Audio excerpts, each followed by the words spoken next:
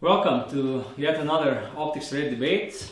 Today we are going to talk about one really basic question regarding riflescopes, and this is how we measure the mounting length or mount length. This is a parameter which you can find on all riflescopes on our webpage, and I think Andras, you collected all the questions we received on the email regarding this topic. I did. So as you can see, we have here some riflescopes. We're going to have a red dot made by Aimpoint there. And the first question that I have for you is, how do we at our store measure mount length?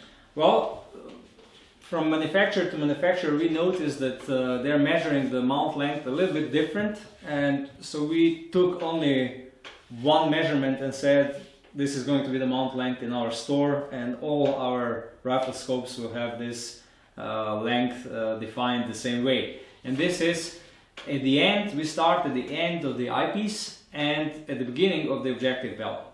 So this distance here is the mount length in our store.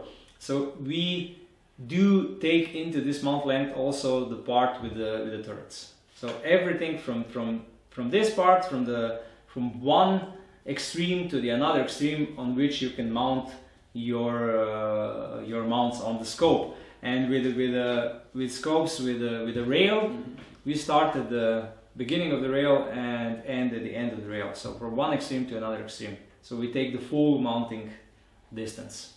Naturally. Okay, so I see that you described it in detail.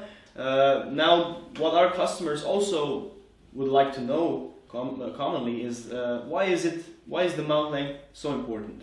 Well, the longer the mount length, the easier you're going to mount the scope so that you'll get the correct eye relief. That means that when you put your rifle in your shoulder, that your eye will be on the correct distance from the scope.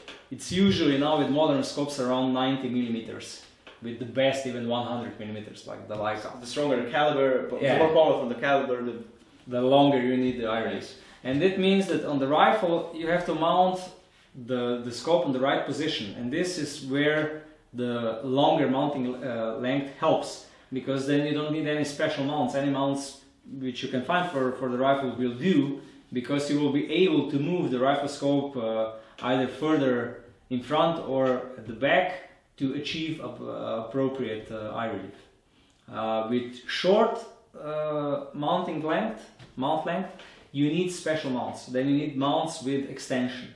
Especially the first mount has to be extended backwards so that you usually at least achieve a proper eye relief.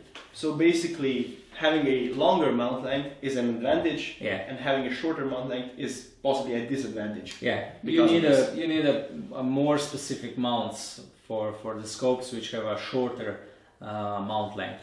This is the first thing. The other thing is there are some scopes, especially Schmidt & Bender ultra short, 5 to 20. And there are some others which have their mount length so short that you even need to buy a special mount for them, because no other ring fits around their barrel, because well, we don't have the example here, but this distance can be so short, or this distance, that only one type of mounts can fit. Oh, so it has to be very thin. Yeah. This is on some special cases, the ultra short 5 to 20 is such case. And I know that Eratak and Spur, they are producing the special mounts just for that scope. But this is really an exception.